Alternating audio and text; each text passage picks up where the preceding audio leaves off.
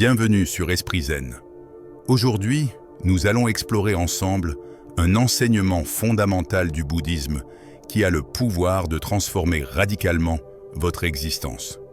Nous vivons dans un monde où notre attention est constamment sollicitée, dispersée, fragmentée entre 1000 préoccupations. Nos pensées vagabondent sans cesse vers le passé que nous ne pouvons changer, vers l'avenir que nous ne pouvons contrôler, vers les autres dont nous ne maîtrisons pas les actions. Cette dispersion mentale est la source d'une souffrance profonde et persistante. Le message que nous allons développer ensemble est à la fois simple et profond. Concentre-toi sur toi-même et laisse aller. Ces quelques mots contiennent une sagesse millénaire capable de vous libérer des chaînes invisibles qui limitent votre bonheur. Lorsque Bouddha enseignait sous l'arbre de la Bodhi, il parlait d'une vérité essentielle. La majorité de notre souffrance provient de notre attachement à ce que nous ne pouvons contrôler. Nous nous accrochons désespérément à des situations, des personnes, des résultats, des opinions. Nous investissons une énergie considérable à vouloir modifier ce qui se trouve hors de notre portée. Pendant ce temps, nous négligeons l'unique domaine où nous possédons un véritable pouvoir. Notre propre esprit, notre propre cœur, notre propre être. Se concentrer sur soi-même n'est pas de l'égoïsme, c'est de la sagesse. C'est reconnaître que vous êtes le seul instrument dont vous disposez véritablement pour créer votre expérience de vie. Tout le reste est illusion de contrôle. Permettez-moi de partager avec vous une histoire qui illustre parfaitement cet enseignement. Il y avait autrefois un jardinier qui possédait un magnifique jardin. Chaque jour, il observait avec anxiété le jardin de son voisin, comparant constamment ses propres plantes à celles d'à côté. Il passait des heures à se lamenter sur le fait que les roses de son voisin semblaient plus rouges, que ses arbres fruitiers produisait davantage, que son gazon paraissait plus vert. Toute son énergie était consumée par cette comparaison stérile. Pendant ce temps, son propre jardin, négligé et privé de son attention, commençait à dépérir. Les mauvaises herbes envahissaient ses plates-bandes, ses fleurs manquaient d'eau, ses plantes souffraient du manque de soins. Un jour, un moine de passage s'arrêta et observa la scène. Il dit au jardinier, « Ami, pourquoi regardes-tu constamment le jardin de ton voisin alors que le tien réclame ton attention ?» Le jardinier répondit, « Parce que son jardin est tellement plus beau que le mien. » Le moine sourit avec compassion et répondit, « Et comment pourrait-il en être autrement? Lui cultive son jardin pendant que toi, tu cultives ton envie. » Cette histoire contient une vérité profonde que nous devons intégrer pleinement. Votre vie est votre jardin. Vous seul pouvez le cultiver. Vous seul pouvez l'arroser, le soigner, en retirer les mauvaises herbes. Chaque instant que vous passez à observer le jardin des autres, à le comparer au vôtre, à l'envier ou à le critiquer, est un instant perdu pour votre propre croissance. Le bouddhisme nous enseigne que l'esprit est comme un jardin qui nécessite une attention constante et bienveillante.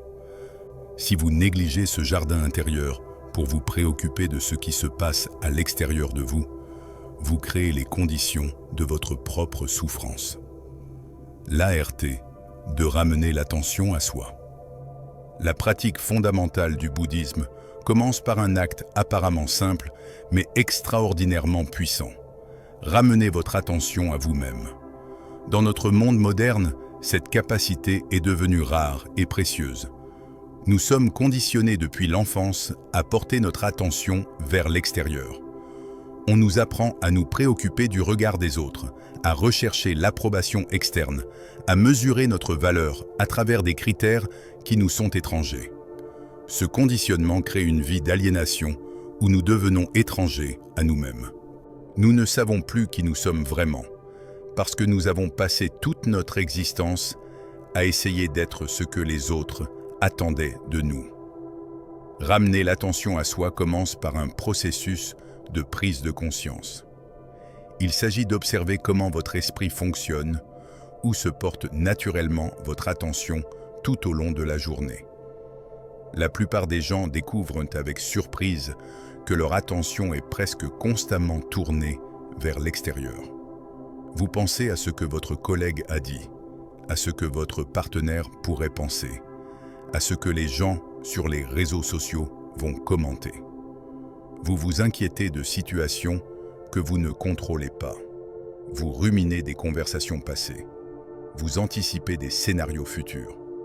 Pendant tout ce temps, vous n'êtes pas présent à vous-même. Vous n'habitez pas votre propre vie. La méditation bouddhiste offre un entraînement systématique pour développer cette capacité de ramener l'attention à soi. Lorsque vous vous asseyez en méditation, vous créez un espace sacré où votre unique responsabilité est d'être présent à votre propre expérience. Vous observez votre respiration. Vous remarquez les sensations dans votre corps. Vous prenez conscience du flux de vos pensées. Inévitablement, votre esprit vagabondera. Vous commencerez à penser à vos problèmes, à votre liste de tâches, aux personnes dans votre vie. Chaque fois que vous remarquez cette dérive, vous avez l'opportunité de pratiquer l'art de ramener l'attention à soi. Sans jugement, sans reproche, avec douceur et fermeté, vous ramenez votre conscience à votre respiration, à votre corps, à l'instant présent. Cette pratique peut sembler insignifiante au début. Vous pourriez vous demander quel est l'intérêt de simplement observer votre respiration pendant 20 minutes. Mais c'est précisément dans cette apparente simplicité que réside la transformation. Chaque fois que vous ramenez votre attention à vous-même, vous renforcez un muscle mental extrêmement important.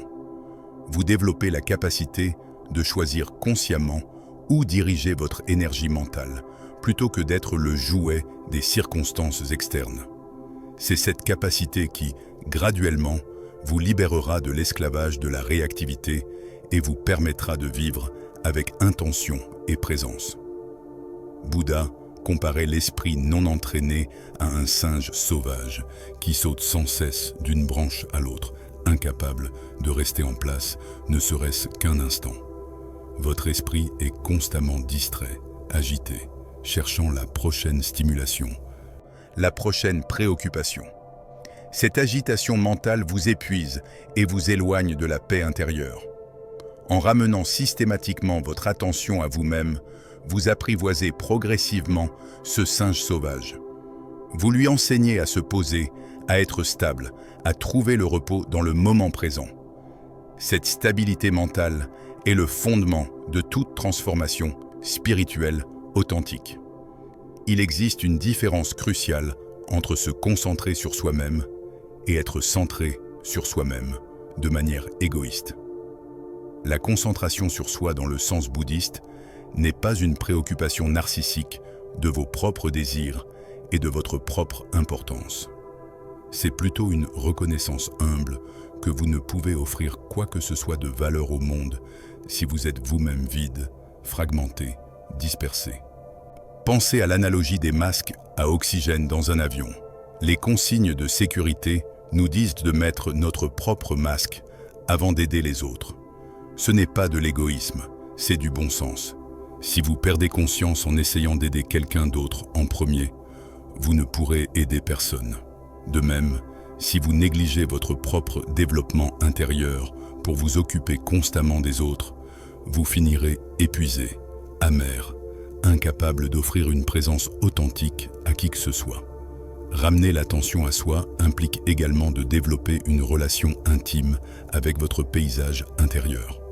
Vous apprenez à reconnaître vos patterns de pensée habituels, vos déclencheurs émotionnels, vos mécanismes de défense, vos zones de résistance. Cette connaissance de soi n'est pas acquise à travers l'analyse intellectuelle, mais à travers l'observation directe et continue. Vous devenez un témoin paisible de votre propre fonctionnement intérieur. Cette position de témoin est absolument transformatrice, car elle crée une séparation entre vous et vos contenus mentaux. Vous réalisez que vous n'êtes pas vos pensées, vous n'êtes pas vos émotions, Vous n'êtes pas vos impulsions. Vous êtes la conscience qui observe tout cela.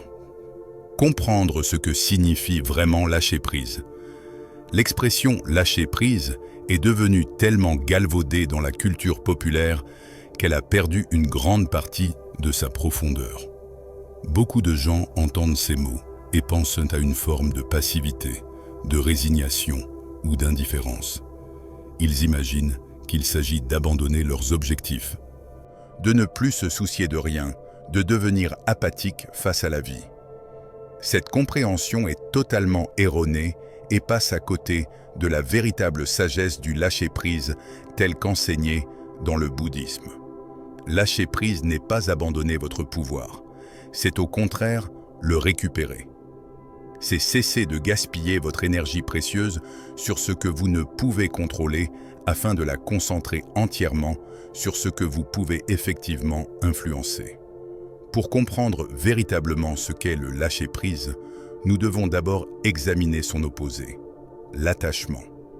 L'attachement, dans le contexte bouddhiste, désigne notre tendance à nous agripper mentalement et émotionnellement à des choses, des personnes, des situations, des résultats, des croyances.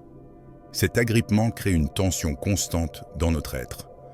C'est comme si vous marchiez toute la journée avec les poings serrés. Cette crispation permanente vous épuise et vous fait souffrir. L'attachement naît de l'illusion que nous pouvons contrôler la réalité, que si nous nous accrochons suffisamment fort, nous pourrons empêcher le changement inévitable de se produire. Nous nous attachons à notre jeunesse alors que le vieillissement est inévitable. Nous nous attachons à des situations confortables alors que tout dans la vie est impermanent. Nous nous attachons à des personnes alors que chaque rencontre contient en elle-même la semence de la séparation. Le lâcher-prise est le processus par lequel nous desserrons consciemment cette emprise. C'est ouvrir les mains, détendre les poings, permettre à la vie de circuler librement. Lorsque vous lâchez prise sur ce que vous ne pouvez contrôler, vous ne renoncez pas à agir, vous renoncez à la souffrance inutile causée par la résistance à ce qui est.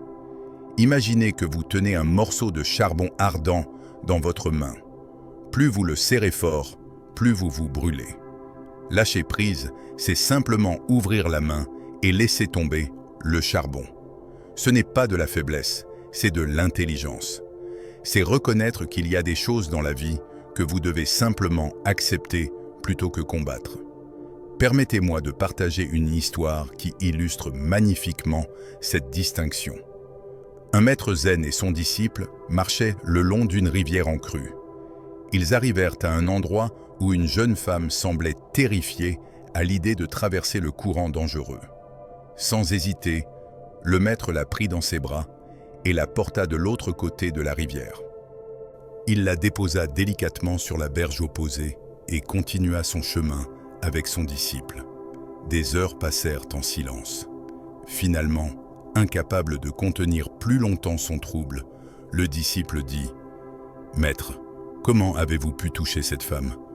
Notre ordre nous interdit tout contact avec les femmes. » Le maître s'arrêta, regarda son disciple avec compassion et répondit « J'ai porté cette femme pendant quelques minutes et je l'ai déposée de l'autre côté de la rivière. Toi, tu la portes encore. » Cette histoire révèle la différence fondamentale entre agir dans le présent et s'attacher aux actions passées. Le maître a fait ce qui était nécessaire dans le moment, puis il a complètement lâché prise. Le disciple, lui, continuait à porter mentalement cette situation des heures plus tard, se torturant avec des pensées et des jugements. Combien de fois faisons-nous exactement la même chose ? Nous portons mentalement des conversations qui ont eu lieu il y a des jours, des mois, parfois des années. Nous rejouons indéfiniment dans notre esprit des scénarios que nous ne pouvons changer. Nous nous accrochons à des rancunes, à des regrets, à des inquiétudes sur l'avenir. Tout cela est un fardeau inutile que nous nous imposons par notre incapacité à lâcher prise. Le lâcher-prise authentique requiert une profonde compréhension de l'impermanence. Le Bouddha enseignait que tout dans l'univers est en constante transformation. Rien ne reste identique, ne serait-ce qu'un instant. Vos cellules se renouvellent constamment, vos pensées changent d'une seconde à l'autre. Les personnes dans votre vie évoluent, les situations se transforment. Lorsque vous comprenez vraiment cette vérité de l'impermanence, vous réalisez l'absurdité de vous attacher à quoi que ce soit. Vouloir que les choses restent figées alors que tout est en mouvement, c'est comme essayer d'arrêter une rivière avec vos mains. C'est une bataille perdue d'avance qui ne génère que frustration et souffrance. Il y a une sagesse profonde dans l'observation de la nature qui peut nous enseigner l'art du lâcher-prise. Regardez un arbre en automne. Lorsque la saison change, l'arbre ne résiste pas à la chute de ses feuilles. Il ne s'accroche pas désespérément à chaque feuille en essayant de la retenir. L'arbre lâche prise naturellement, permettant aux feuilles de tomber lorsque leur temps est venu. Ce lâcher-prise n'est pas une perte, mais une préparation nécessaire pour le renouveau du printemps. Si l'arbre s'accrochait à ses vieilles feuilles, il n'aurait pas l'énergie nécessaire pour produire de nouvelles pousses. De même, lorsque vous vous accrochez à ce qui est révolu dans votre vie, vous bloquez l'espace nécessaire pour que du nouveau puisse émerger. Le lâcher-prise s'applique particulièrement à notre besoin de contrôler les autres. Nous passons une quantité énorme d'énergie à essayer de faire changer les gens autour de nous. Nous voulons que notre partenaire soit différent, que nos enfants agissent d'une certaine manière, que nos collègues se conforment à nos attentes. Cette tentative de contrôler les autres est non seulement vouée à l'échec, mais elle empoisonne également nos relations. Les personnes ressentent notre besoin de les contrôler et elles y résistent naturellement. Plus vous poussez quelqu'un à changer, plus cette personne se raidit dans sa position actuelle.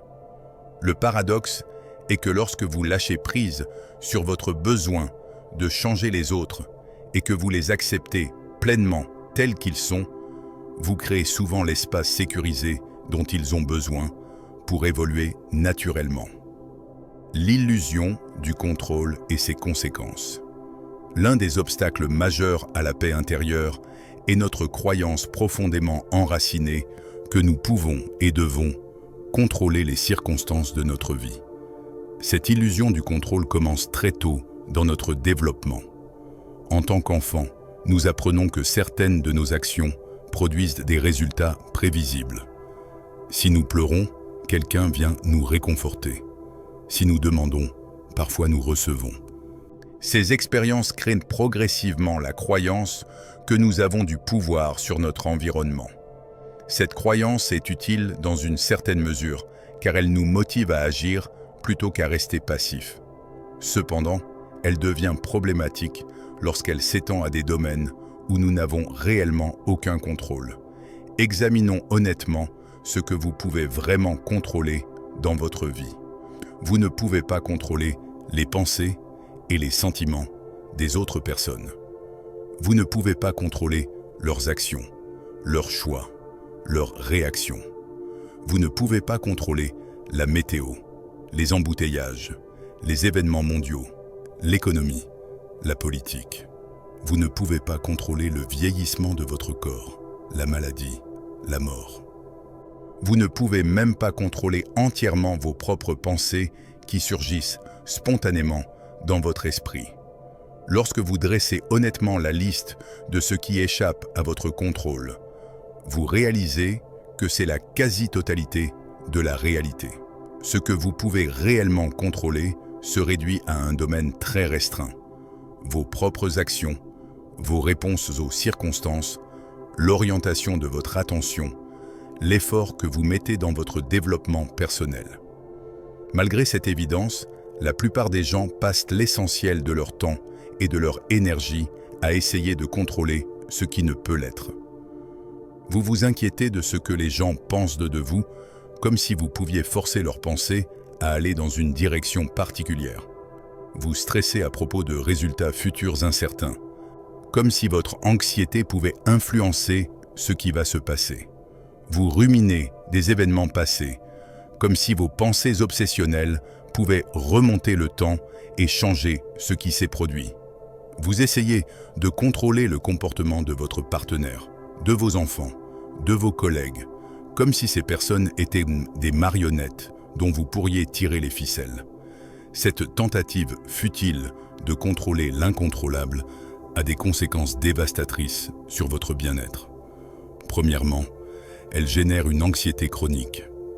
L'anxiété naît précisément de cette tension entre votre désir de contrôle et la réalité de votre impuissance face à de nombreuses situations. Vous vous sentez constamment sous pression, comme si vous deviez orchestrer chaque détail de votre vie et de celle des autres pour éviter la catastrophe. Cette hypervigilance épuise votre système nerveux et crée un état de stress permanent qui détériore votre santé physique et mentale. Deuxièmement, cette illusion de contrôle nourrit la colère et la frustration.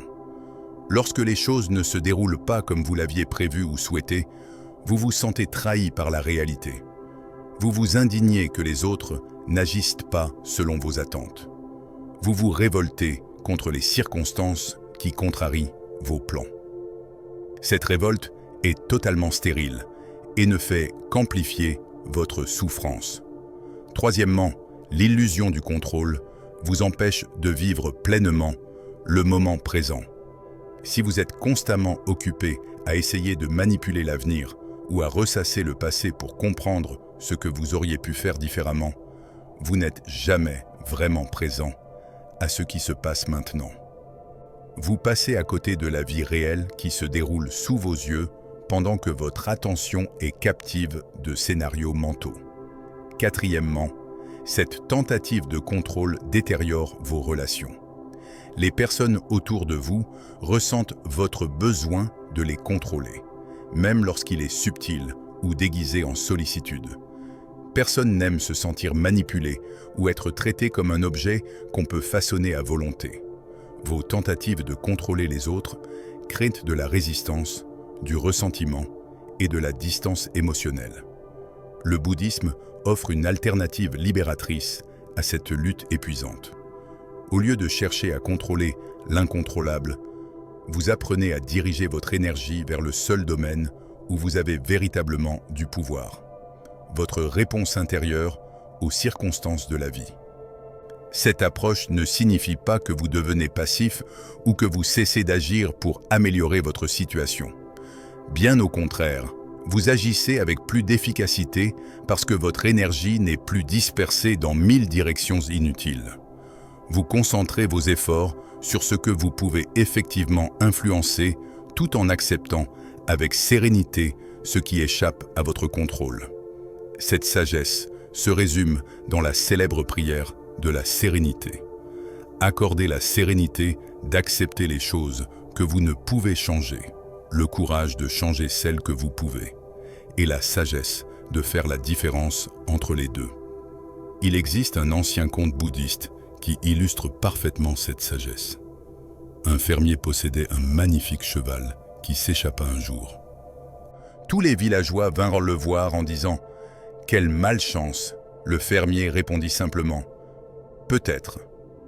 Quelques jours plus tard, le cheval revint accompagné d'une douzaine de chevaux sauvages. Les villageois s'exclamèrent « Quelle chance extraordinaire !»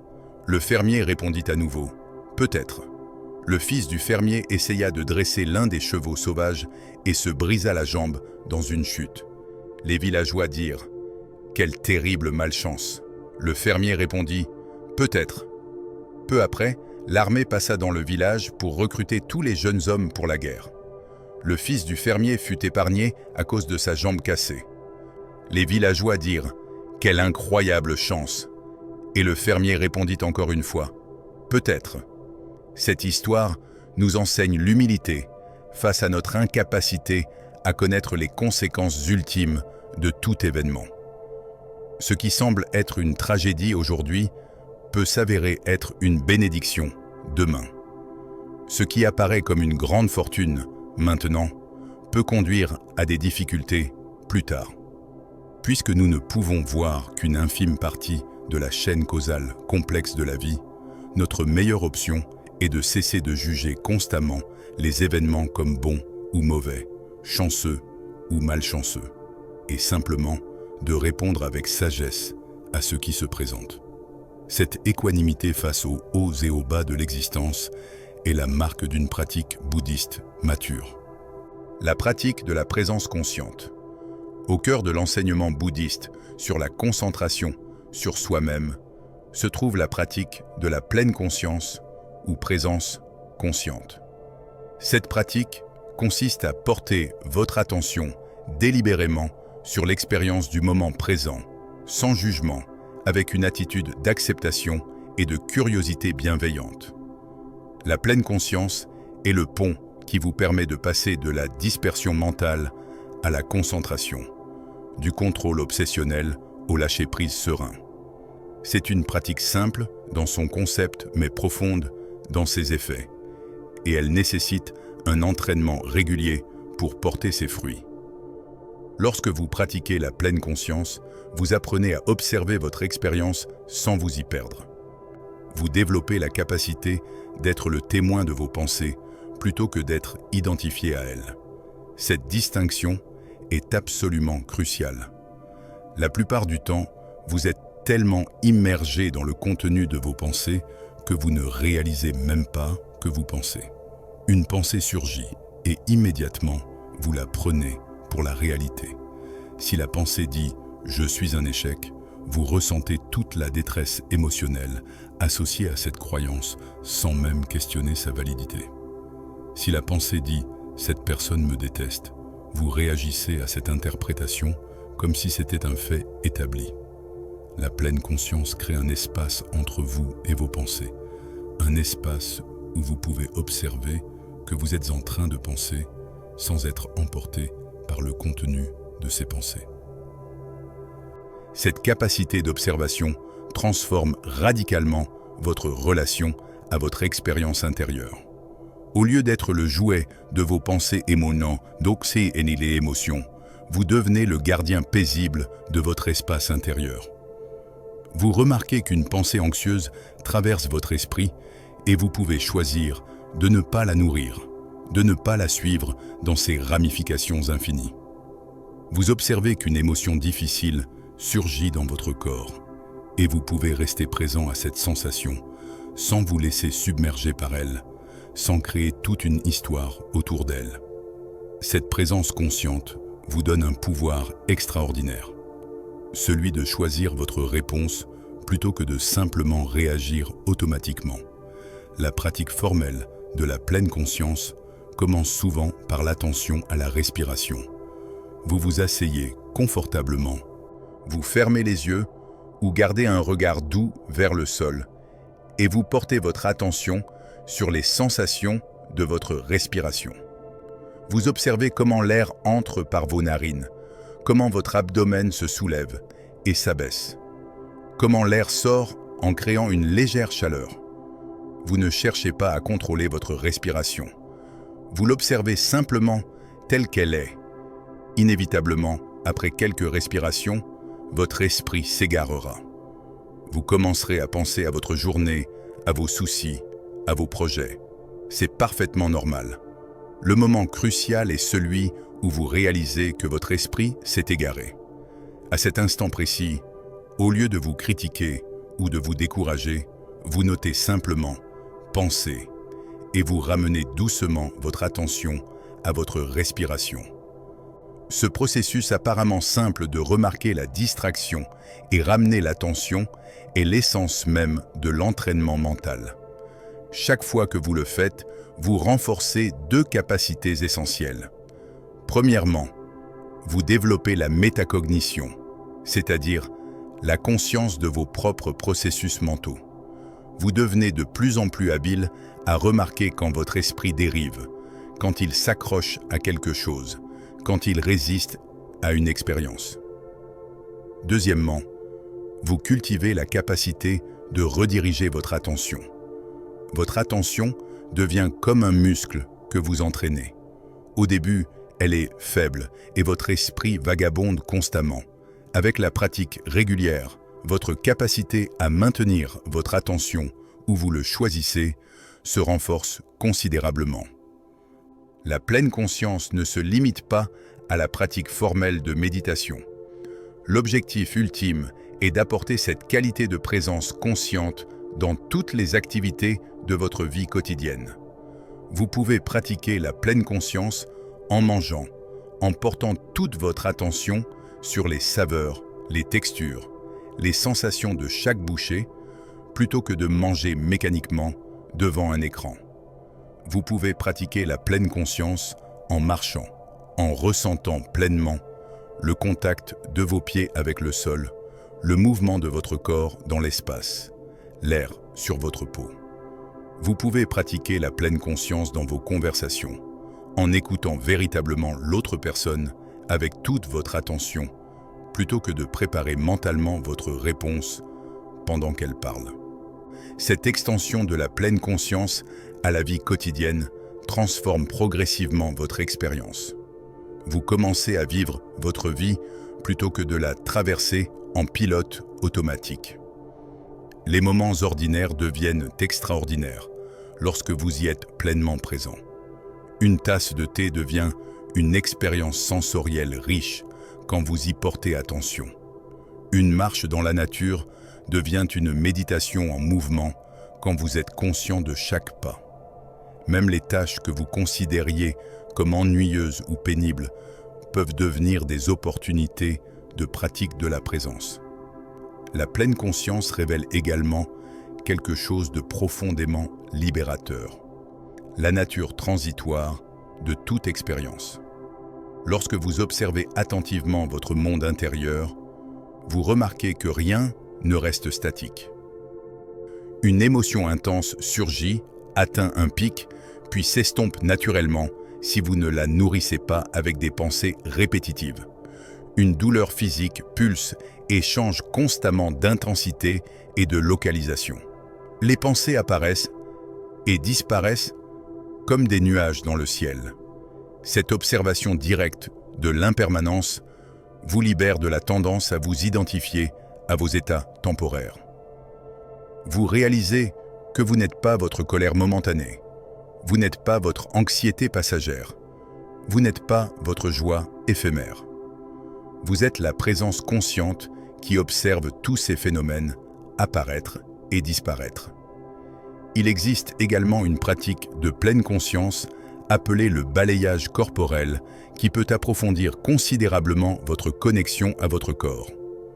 Dans cette pratique, vous portez systématiquement votre attention sur différentes parties de votre corps en commençant généralement par les orteils et en remontant progressivement jusqu'au sommet de la tête. Vous observez simplement les sensations présentes dans chaque zone, qu'elles soient agréables, désagréables ou neutres, sans essayer de les changer. Cette pratique vous aide à sortir de votre tête où vous passez la majorité de votre temps et à habiter pleinement votre corps. Elle révèle souvent des tensions et des blocages dont vous n'étiez pas conscient et qui se relâchent naturellement, simplement par le fait de porter attention à eux avec bienveillance. Se libérer du poids des attentes. Les attentes sont l'une des sources majeures de souffrance dans la vie humaine. Nous créons constamment des scénarios dans notre esprit sur la façon dont les choses devraient se dérouler, comment les gens devraient se comporter, ce que nous devrions obtenir. Puis, inévitablement, la réalité ne correspond pas exactement à ces scénarios mentaux et nous nous sentons déçus, frustrés, trahis. Le problème n'est pas la réalité elle-même, mais l'écart entre nos attentes et ce qui se produit réellement. Plus cet écart est grand, plus notre souffrance est intense. Le bouddhisme nous enseigne que nous pouvons considérablement réduire cette souffrance en modifiant notre relation aux attentes. Commençons par distinguer les attentes réalistes des attentes irréalistes. Une attente réaliste est basée sur des faits, des expériences passées une compréhension objective de la situation. Par exemple, si vous plantez une graine et l'arrosez régulièrement, il est réaliste d'attendre qu'elle germe. Une attente irréaliste est basée sur des désirs, des fantasmes, une compréhension déformée de la réalité. Par exemple, attendre que toutes les personnes dans votre vie agissent exactement comme vous le souhaitez est totalement irréaliste. Malheureusement, la plupart de nos attentes quotidiennes tombent dans cette deuxième catégorie. Nous attendons que notre partenaire devine nos besoins sans que nous ayons à les exprimer. Nous attendons que notre travail nous apporte une satisfaction constante. Nous attendons que la vie soit juste et que nos efforts soient toujours récompensés de manière proportionnelle. Ces attentes irréalistes créent une prison mentale dont vous êtes à la fois le gardien et le prisonnier. Vous vous imposez ces attentes à vous-même et aux autres, puis vous souffrez quand elles ne sont pas satisfaites. La solution n'est pas de devenir cynique ou de renoncer à toute forme d'espoir, mais de cultiver ce que le bouddhisme appelle l'équanimité. L'équanimité est un état d'équilibre mental où vous restez ouvert aux possibilités sans vous attacher rigidement à des résultats spécifiques. Vous faites de votre mieux, vous agissez avec intention et intégrité, puis vous acceptez ce qui émerge avec grâce, plutôt qu'avec résistance. Pensez à un agriculteur qui plante ses graines au printemps. Il prépare soigneusement le sol, il choisit les meilleures semences, il arrose avec diligence, il protège ses cultures contre les parasites. Il fait tout ce qui est en son pouvoir pour favoriser une bonne récolte. Cependant, il sait qu'il ne contrôle pas la météo. Il ne contrôle pas tous les facteurs qui influenceront le résultat final. S'il passe tout l'été à s'inquiéter et à se tourmenter en se demandant si la récolte sera abondante, il gâchera ses mois précieux dans l'anxiété stérile. S'il attache rigidement son bonheur à l'obtention d'une récolte parfaite, il se prépare à une potentielle déception. Le sage agriculteur fait son travail du mieux qu'il peut, puis il lâche prise sur le résultat. Il accepte que certaines années seront meilleures que d'autres et que c'est la nature même de l'agriculture. Vous pouvez appliquer cette même sagesse à tous les domaines de votre vie. Dans vos relations, vous pouvez offrir votre amour, votre attention, votre soutien avec générosité, sans attendre un retour exact de cet investissement. Vous aimez pour le plaisir d'aimer, pour l'expression authentique de votre cœur, pas pour obtenir quelque chose en retour. Cette approche peut sembler naïve ou vulnérable, mais elle est en réalité profondément libératrice. Lorsque vous n'attendez rien de spécifique, vous ne pouvez pas être déçu. Chaque geste de gentillesse que l'autre vous offre devient un cadeau précieux plutôt qu'un dû. Votre relation cesse d'être une transaction commerciale où vous tenez méticuleusement les comptes de qui a donné quoi pour devenir un espace de générosité mutuelle. Dans votre travail, vous pouvez vous engager pleinement dans vos tâches. Donnez le meilleur de vous-même. Développez vos compétences avec diligence sans attacher votre valeur personnelle aux résultats externes, comme les promotions ou la reconnaissance. Bien sûr, il est naturel de souhaiter progresser professionnellement et d'être apprécié pour votre contribution. Le problème survient quand vous faites dépendre votre paix intérieure de l'obtention de ces récompenses externes. Vous placez alors votre bien-être entre les mains de facteurs que vous ne contrôlez pas entièrement. Les décisions de votre supérieur, les politiques de l'entreprise, les conditions économiques, la concurrence. Cette dépendance vous rend vulnérable et anxieux.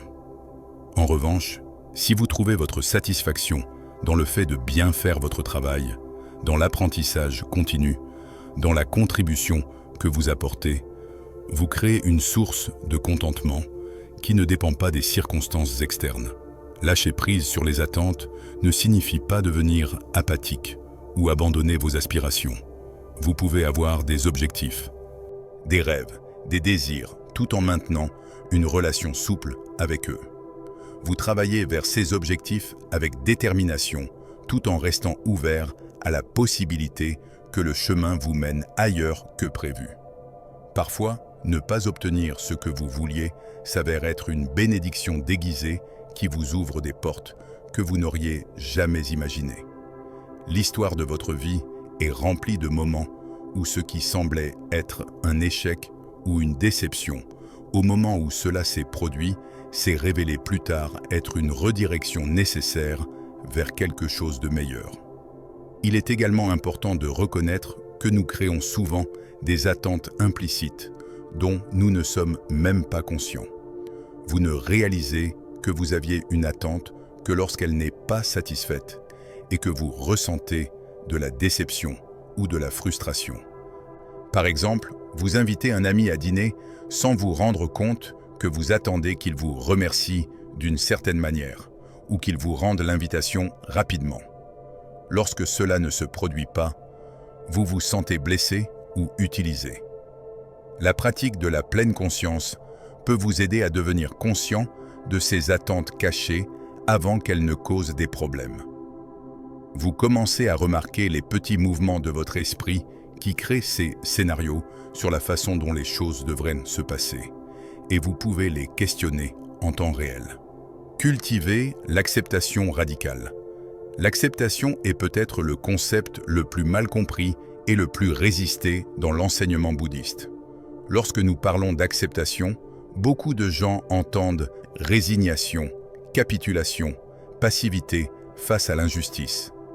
Ils s'insurgent à l'idée d'accepter des situations difficiles ou douloureuses.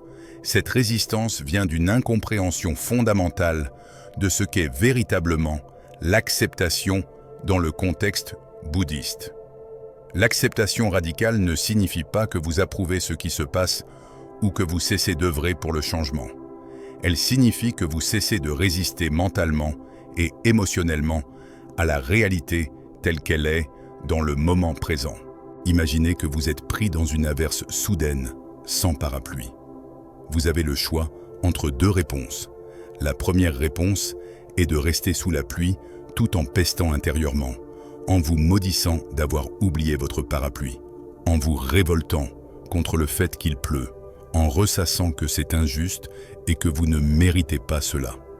La deuxième réponse est de reconnaître simplement « Il pleut, je suis mouillé, c'est inconfortable ». Cette reconnaissance ne change rien au fait qu'il pleut, mais elle change radicalement votre expérience de la situation.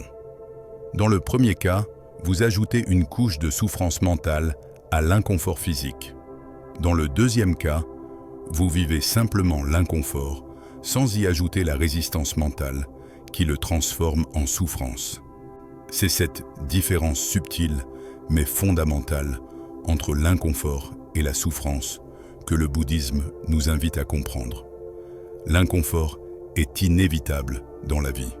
Vous tomberez malade, vous vieillirez, vous perdrez des êtres chers, vous ferez face à des déceptions et des échecs. Ces expériences sont intrinsèques à la condition humaine et aucune quantité de pensée positive ou de déni ne les éliminera. La souffrance, en revanche, est optionnelle. Elle provient de votre résistance mentale à l'inconfort, de votre refus d'accepter ce qui est déjà présent. Lorsque vous acceptez radicalement une situation difficile, vous ne l'embrassez pas avec joie, mais vous cessez de la combattre mentalement. Cette cessation de la lutte intérieure libère une quantité énorme d'énergie qui était précédemment consumée par la résistance. L'acceptation radicale commence par une simple phrase « C'est ainsi que les choses sont en ce moment ». Cette phrase ne contient aucun jugement, aucune résignation, simplement la reconnaissance factuelle de la réalité présente. Vous pouvez appliquer cette phrase à n'importe quelle situation dans votre vie. Si vous êtes malade, vous reconnaissez « Mon corps est malade en ce moment ». Si vous vivez une rupture douloureuse, vous reconnaissez « Cette relation s'est terminée ». Si vous avez perdu votre emploi, vous reconnaissez « Je n'ai plus ce travail ». Cette reconnaissance simple de ce qui est ouvre un espace pour que vous puissiez commencer à répondre constructivement à la situation plutôt que de rester coincé dans le déni, la colère ou la rumination stérile. Il est important de comprendre que l'acceptation est un processus, pas un état permanent que vous atteignez une fois pour toutes. Vous pouvez accepter une situation difficile à un moment donné, puis vous retrouver à résister à nouveau quelques heures plus tard. C'est parfaitement normal.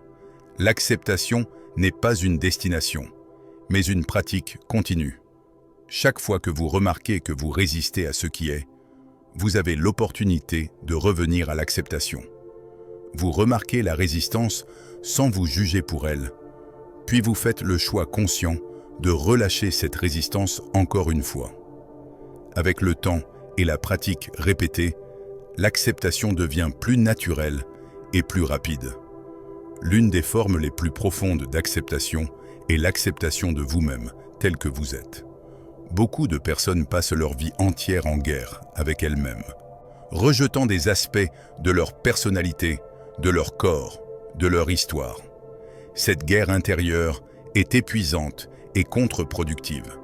Vous ne pouvez pas vous transformer authentiquement à partir d'un lieu de rejet de vous-même. Le changement véritable émerge de l'acceptation, pas du rejet. Lorsque vous acceptez pleinement qui vous êtes maintenant, avec tous vos défauts et vos limites, vous créez un sol fertile, à partir duquel la croissance peut naturellement se produire. L'acceptation de soi ne signifie pas complaisance ou satisfaction de la médiocrité. Elle signifie que vous cessez de vous battre contre votre réalité présente et que vous commencez à travailler avec elle plutôt que contre elle. Un enseignement bouddhiste profond nous rappelle que la résistance est comme tenir un parapluie contre une tempête cosmique. Vous pouvez résister autant que vous voulez, mais la tempête de la vie continue. L'univers est indifférent à vos préférences. Les choses changent, les gens meurent, les situations évoluent selon leurs propres lois, non selon vos désirs. Vous avez deux choix. Vous pouvez passer votre vie à vous épuiser en résistant à ce courant puissant, ou vous pouvez apprendre à nager avec lui. L'acceptation est l'art d'apprendre à nager avec le courant de la vie, plutôt que de lutter constamment contre lui. L'acceptation radicale vous permet également de répondre plus efficacement aux situations difficiles. Lorsque vous êtes pris dans la résistance et le déni, votre énergie est consumée par la lutte émotionnelle. Vous ne pouvez pas penser clairement. Vous ne pouvez pas agir de manière constructive. Votre esprit est tellement occupé à rejeter ce qui est qu'il n'a pas d'espace pour trouver des solutions créatives. En revanche, lorsque vous acceptez pleinement la situation telle qu'elle est, aussi difficile soit-elle, votre esprit se calme. Dans ce calme, l'intelligence naturelle peut émerger. Vous pouvez voir plus clairement les options disponibles et agir avec sagesse. Transformez la souffrance par la compassion. La compassion envers soi-même est un antidote puissant à la souffrance inutile que nous nous infligeons par notre critique intérieure incessante et nos attentes irréalistes. Beaucoup de gens sont beaucoup plus durs et impitoyables envers eux-mêmes qu'ils ne le seraient jamais avec un ami cher traversant des difficultés similaires. Lorsque vous faites une erreur, votre voix intérieure peut être brutale. « Tu es tellement stupide. Comment as-tu pu être aussi idiot? Tu ne fais jamais rien correctement. » Vous ne parleriez jamais ainsi à quelqu'un que vous aimez. Pourtant, vous vous infligez ce traitement cruel quotidiennement. Cette auto-flagellation ne vous rend ni meilleur ni plus motivé. Elle mine simplement votre confiance et votre bien-être. Le Bouddha enseignait que nous devrions étendre la même compassion envers nous-mêmes, que nous offririons naturellement à un être cher en difficulté. Lorsque vous traversez une période difficile ou que vous faites face à vos propres limitations, vous pouvez vous parler avec la même douceur, la même compréhension, la même patience que vous offririez à un ami. Au lieu de vous critiquer pour votre erreur, vous pouvez reconnaître « c'est difficile ». J'ai fait de mon mieux avec les ressources et la compréhension que j'avais à ce moment-là. Je peux apprendre de cette expérience sans me punir pour elle. Cette approche compatissante ne vous excuse pas de la responsabilité de vos actions. Au contraire, elle crée un espace sécurisé où vous pouvez honnêtement examiner vos erreurs et grandir à partir d'elles sans être paralysé par la honte et l'autocritique. La compassion envers soi-même a 3 composantes essentielles selon la recherche en psychologie bouddhiste contemporaine. Premièrement, la bienveillance envers soi-même, qui consiste à vous traiter avec chaleur et compréhension plutôt qu'avec jugement sévère lorsque vous souffrez ou que vous vous sentez inadéquat. Deuxièmement, la reconnaissance de l'humanité commune, qui signifie voir vos expériences de difficultés et d'imperfection comme faisant partie de l'expérience humaine partagée plutôt que comme quelque chose qui vous isole et fait de vous quelqu'un de spécialement défectueux. Troisièmement, la pleine conscience équilibrée, qui implique de maintenir une conscience équilibrée de vos expériences difficiles sans les exagérer ni les supprimer. Lorsque vous pratiquez la compassion envers vous-même, vous découvrez un paradoxe surprenant. En étant plus doux avec vous-même, vous devenez en fait plus capable de changements authentiques. La critique sévère et la culpabilité créent de la résistance et de la défensive. Elles activent votre système nerveux sympathique, vous mettant en mode combat ou fuite. Dans cet état de stress, votre capacité à penser clairement, à apprendre de vos erreurs et à prendre des décisions judicieuses est gravement compromise. En revanche, lorsque vous vous approchez avec compassion, vous créez un sentiment de sécurité intérieure. Votre système nerveux peut se détendre. Dans cet état calme et ouvert, vous êtes beaucoup plus capable d'honnêteté, d'introspection et de croissance véritable. La compassion envers soi-même s'étend naturellement en compassion pour les autres. Lorsque vous reconnaissez et accueillez vos propres imperfections avec bienveillance, vous devenez naturellement plus tolérant et compréhensif face aux imperfections des autres. Vous réalisez que tout le monde lutte, tout le monde fait des erreurs, tout le monde porte des blessures invisibles.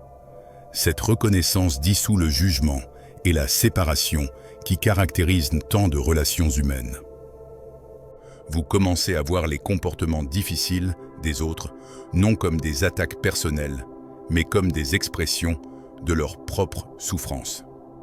Cette perspective ne justifie pas les comportements nuisibles, mais elle vous permet de répondre avec sagesse plutôt qu'avec réactivité. Un moine bouddhiste partageait cette histoire instructive. Un jour, alors qu'il méditait dans la forêt, un voleur s'approcha et lui demanda agressivement de lui donner toutes ses possessions. Le moine n'avait rien d'autre que son bol à aumône et sa robe. Il les offrit calmement au voleur. Alors que le voleur s'éloignait, le moine l'appela et dit « Ami, lorsque quelqu'un te donne quelque chose, il est courtois de dire merci. » Surpris, le voleur se retourna et dit merci avant de partir. Des années plus tard, ce même homme, devenu moine après avoir transformé sa vie, retrouva son ancien professeur et lui dit « Ce jour-là dans la forêt, vous ne m'avez pas seulement donné votre bol. Vous m'avez traité comme un être humain, digne de dignité, alors que je ne le méritais pas. Cette compassion a planté une graine qui a finalement transformé ma vie. » Cette histoire illustre le pouvoir transformateur de la compassion. Lorsque vous répondez à la difficulté avec compassion plutôt qu'avec colère ou jugement, vous créez la possibilité de guérison et de transformation, non seulement pour vous-même, mais aussi pour les autres. La compassion n'est pas faiblesse. C'est une force profonde, enracinée dans la reconnaissance de notre interconnexion fondamentale et de notre humanité partagée. La méditation de la bienveillance aimante, ou metta, est une pratique spécifique du bouddhisme pour cultiver la compassion. Dans cette méditation, vous commencez par diriger des souhaits de bien-être vers vous-même. Que je sois heureux, que je sois en bonne santé, que je sois en sécurité, que je vive avec aisance. Puis vous étendez progressivement ces souhaits à un être cher, à une personne neutre, à une personne difficile, et finalement à tous les êtres. Cette pratique peut sembler artificielle ou forcée au début, surtout lorsque vous dirigez la bienveillance vers quelqu'un qui vous a blessé. Cependant, avec la pratique régulière, elle adoucit véritablement votre cœur et transforme votre relation aux autres et à vous-même. La liberté dans le détachement. Le détachement est un concept central du bouddhisme qui est souvent mal interprété comme une forme de froideur émotionnelle ou d'indifférence. Rien ne pourrait être plus éloigné de la vérité.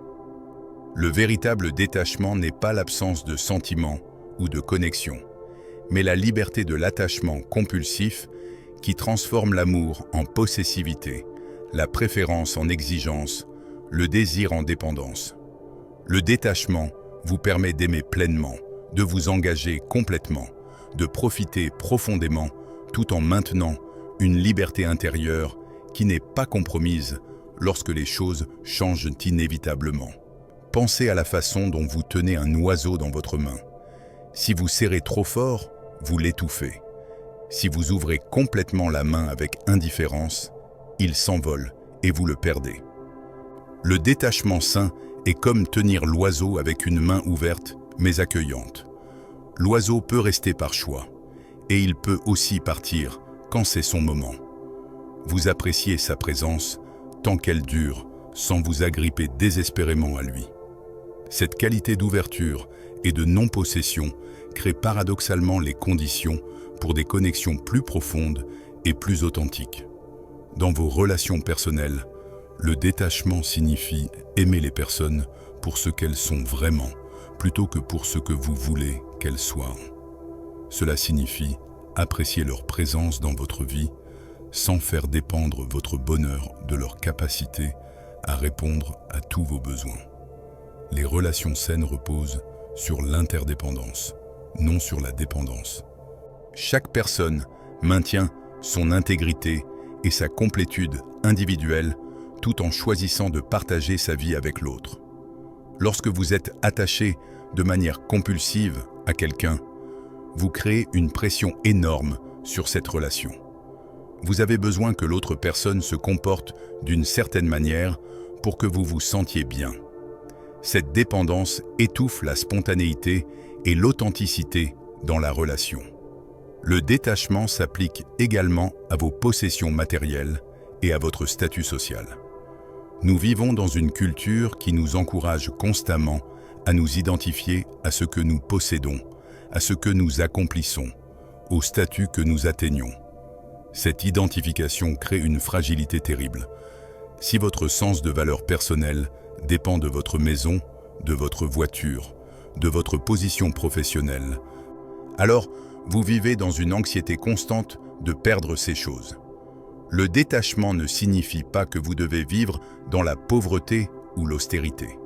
Vous pouvez apprécier le confort et la beauté sans en devenir l'esclave. La question clé est: est-ce que vous possédez vos possessions ou est-ce qu'elles vous possèdent? Un test simple de votre niveau de détachement est de vous demander: si je perdais cette chose demain, est-ce que mon sens fondamental de qui je suis serait détruit? Si la réponse est oui, alors vous êtes attaché de manière malsaine.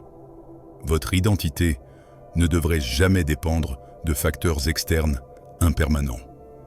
Votre valeur intrinsèque en tant qu'être humain est indépendante de tout ce que vous possédez, accomplissez ou obtenez.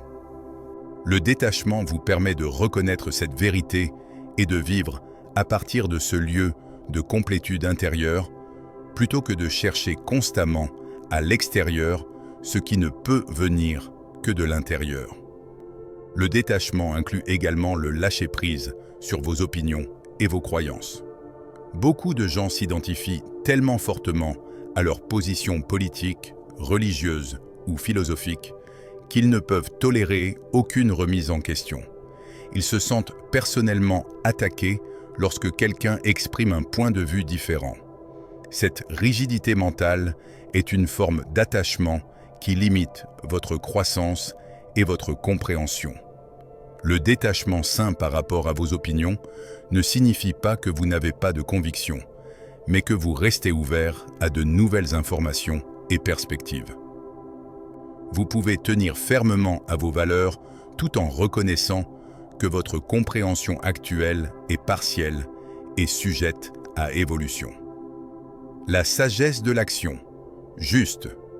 Se concentrer sur soi-même et lâcher prise ne signifie pas se retirer du monde dans une passivité contemplative. Au contraire, cette pratique vous permet d'agir dans le monde avec plus d'efficacité et de sagesse. Lorsque votre esprit est clair et centré, lorsque vous n'êtes plus dispersé par l'attachement et la résistance, votre capacité à agir de manière appropriée et bénéfique augmente considérablement. Le bouddhisme parle de l'action juste comme l'un des éléments du noble chemin octuple. L'action juste émerge naturellement d'un esprit qui est concentré sur soi-même dans le sens le plus profond. L'action juste a plusieurs caractéristiques distinctives. Premièrement, elle est appropriée à la situation. Elle ne provient pas d'une réaction automatique basée sur vos conditionnements passés ou vos peurs, mais d'une réponse consciente qui tient compte de toutes les dimensions de la situation présente. Deuxièmement, elle est motivée par la compassion plutôt que par l'égoïsme. Lorsque vous agissez à partir d'un lieu de centrage intérieur, vous n'êtes plus principalement préoccupé par votre propre gain, mais par ce qui servira le bien de tous. Troisièmement, l'action juste n'est pas attachée au résultat. Vous faites ce qui vous semble juste et nécessaire dans le moment sans vous accrocher à un résultat spécifique. Cette dernière caractéristique est particulièrement importante et souvent mal comprise. Comment pouvez-vous agir efficacement si vous n'êtes pas attaché au résultat? La clé est de comprendre la différence entre avoir une intention claire et être attaché à un résultat spécifique. Vous pouvez avoir l'intention de créer un changement positif, de résoudre un problème, d'aider quelqu'un, tout en reconnaissant que vous ne contrôlez pas tous les facteurs qui détermineront le résultat final.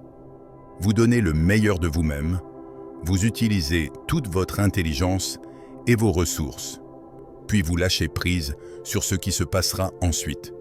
Cette attitude libère une créativité et une énergie extraordinaires, car vous n'êtes pas paralysé par la peur de l'échec.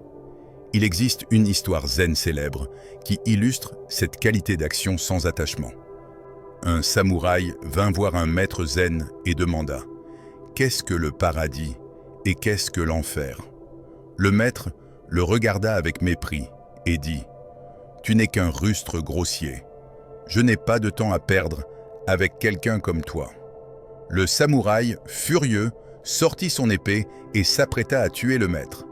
Calmement, le maître dit « Cela, c'est l'enfer. » Le samouraï réalisa soudainement que le maître avait risqué sa vie pour lui enseigner cette leçon. Submergé de gratitude et d'humilité, il rangea son épée et s'inclina profondément. Le maître sourit et dit « Cela, c'est le paradis. » Cette histoire nous enseigne que l'enfer et le paradis ne sont pas des lieux, mais des états d'esprit. L'enfer est l'état de réactivité aveugle, où vous êtes contrôlé par vos émotions et vos impulsions. Le paradis est l'état de présence consciente, où vous répondez avec sagesse plutôt que de réagir automatiquement. Lorsque vous vous concentrez sur vous-même dans le sens bouddhiste, vous développez la capacité de créer le paradis en vous-même, quelle que soit la situation externe. Vous n'êtes plus à la merci des circonstances pour votre paix intérieure. L'action juste implique également de reconnaître quand ne pas agir. Dans notre culture qui valorise l'activité constante, nous avons perdu la sagesse de l'inaction appropriée. Parfois, la chose la plus sage que vous puissiez faire est de ne rien faire, d'observer, d'attendre que la situation se clarifie avant d'intervenir. Agir prématurément par anxiété ou impatience crée souvent plus de problèmes qu'elle n'en résout. Lorsque vous êtes centré et présent, Vous développez un sens intuitif du timing correct.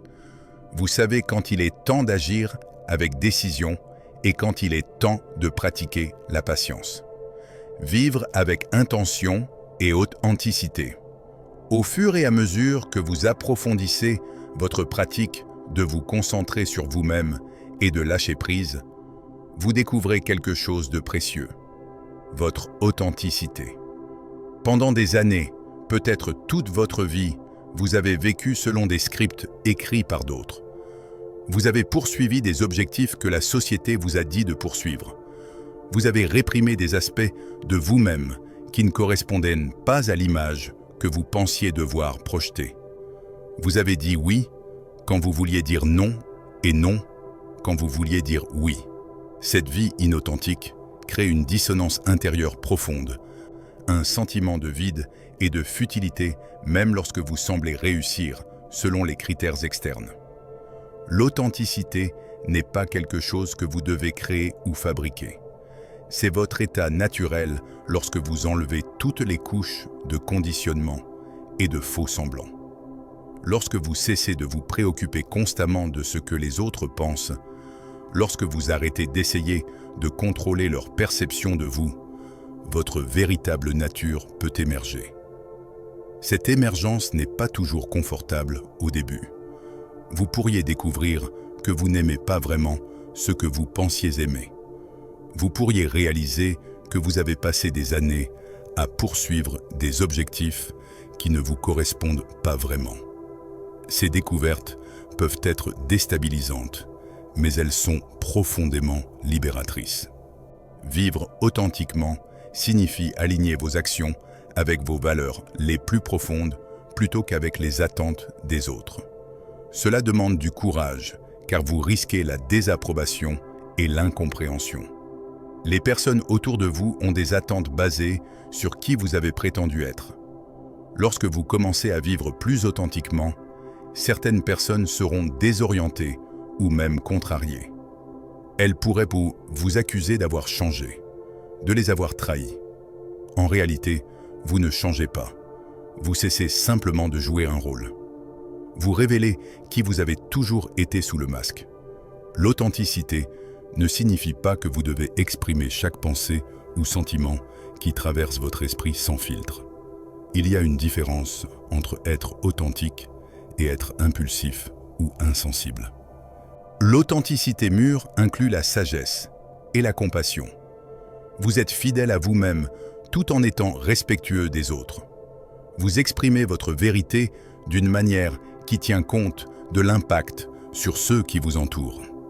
Cette forme d'authenticité nécessite une grande conscience de soi et une compréhension nuancée des dynamiques relationnelles.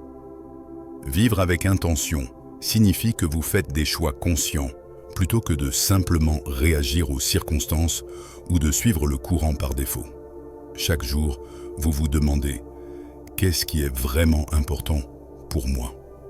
Comment est-ce que je veux passer cette journée précieuse de ma vie ?» Ces questions peuvent sembler simples, mais peu de gens se les posent régulièrement. La plupart des gens se réveillent et suivent automatiquement leur routine habituelle sans jamais questionner si cette routine les mène où ils veulent vraiment aller. L'intention consciente transforme votre vie d'une existence passive en une création active. Lorsque vous combinez l'intention consciente avec le détachement des résultats, vous trouvez une forme de liberté extraordinaire. Vous savez ce que vous valorisez, vous agissez en alignement avec ces valeurs, mais vous n'êtes pas dévasté lorsque les choses ne se déroulent pas exactement comme prévu. Cette combinaison d'engagement et de flexibilité, de direction et de lâcher prise est la marque d'une sagesse mature. Vous avez un or magnétique intérieur qui guide vos choix, mais vous restez ouvert aux détours inattendus du voyage. L'intégration dans la vie quotidienne. Tous ces enseignements peuvent sembler beaux et inspirants lorsque vous les entendez ou les lisez, mais la vraie question est, comment les intégrez-vous dans la complexité et le chaos de votre vie quotidienne ? Comment maintenez-vous cette concentration sur vous-même et ce lâcher-prise lorsque vous êtes coincé dans les embouteillages, lorsque votre enfant fait une crise, lorsque votre collègue vous irrite, lorsque vous recevez une mauvaise nouvelle. L'intégration est précisément ce qui transforme la philosophie en pratique vivante. La première clé de l'intégration est la régularité de la pratique formelle. Même 10 ou 15 minutes de méditation quotidienne créent un fondement qui soutient votre équilibre tout au long de la journée. C'est comme charger une batterie. Lorsque vous prenez le temps chaque matin de vous asseoir, de respirer, de ramener votre attention à vous-même, vous renforcez cette capacité qui vous sera utile dans les moments de défi. Sans cette pratique régulière, il est très difficile de maintenir votre centrage face aux turbulences de la vie. La deuxième clé est l'utilisation de rappels tout au long de la journée. Vous pouvez mettre en place des signaux qui vous rappellent de revenir à vous-même. Cela peut être aussi simple que de prendre 3 respirations conscientes avant chaque réunion, de faire une pause de pleine conscience avant de manger, ou de remarquer les moments où vous attendez quelque chose comme une opportunité de pratiquer la présence plutôt que l'impatience. Certaines personnes trouvent utile de programmer des alarmes silencieuses sur leur téléphone qui leur rappellent de vérifier où se trouve leur attention et de la ramener à elle-même si nécessaire. La troisième clé est de voir chaque défi comme une opportunité de pratique. Lorsque quelque chose ne se passe pas comme vous l'aviez espéré, au lieu de vous perdre dans la réactivité, vous pouvez reconnaître. Voici une opportunité de pratiquer le lâcher-prise. Lorsque quelqu'un vous irrite, vous pouvez vous demander « Pourquoi est-ce que je laisse le comportement de cette personne perturber ma paix ? Puis-je ramener mon attention à ma propre réponse plutôt que d'essayer de changer cette personne ?» Cette approche transforme les irritations quotidiennes en enseignants précieux. Il est également important d'être patient et compatissant avec vous-même dans ce processus d'intégration. Vous allez oublier ces enseignements des centaines de fois. Vous allez vous retrouver complètement pris dans le drame, dispersé, attaché, résistant. C'est normal et inévitable. La pratique n'est pas de ne jamais s'égarer, mais de remarquer plus rapidement quand vous vous êtes égaré et de revenir avec douceur à votre centre. Chaque retour renforce le chemin. Avec le temps, les périodes où vous êtes centré s'allongent et les périodes de dispersion se raccourcissent. Créez également un environnement qui soutient votre pratique. Entourez-vous de personnes qui valorisent la conscience et la croissance intérieure. Lisez des textes inspirants qui renforcent ces enseignements. Limitez votre exposition aux sources de distraction et de stimulation excessive qui rendent plus difficile le maintien de votre centrage. Votre environnement externe influence puissamment votre état intérieur. En créant consciemment un environnement nourrissant, vous facilitez votre pratique. Chers amis, nous arrivons au terme de ce voyage d'exploration profonde. Nous avons parcouru ensemble les enseignements essentiels du bouddhisme sur l'art de se concentrer sur soi-même et de lâcher prise. Nous avons vu comment ramener constamment votre attention à vous-même crée un fondement de paix intérieure qui ne peut être ébranlé par les circonstances externes. Nous avons exploré comment le lâcher-prise authentique vous libère de la souffrance inutile causée par l'attachement et la résistance. Nous avons découvert que l'acceptation radicale et la compassion transforment votre relation à vous-même et aux autres. Ces enseignements ne sont pas destinés à rester des concepts intellectuels admirables, mais inappliqués.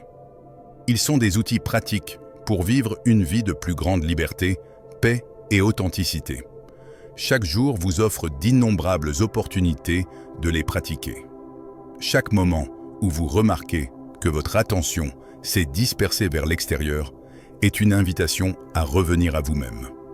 Chaque situation qui ne correspond pas à vos attentes est une opportunité de pratiquer le lâcher-prise. Chaque difficulté est une chance de cultiver l'acceptation et la compassion. Le chemin du bouddhisme n'est pas facile. Il demande de l'honnêteté, du courage, de la persévérance.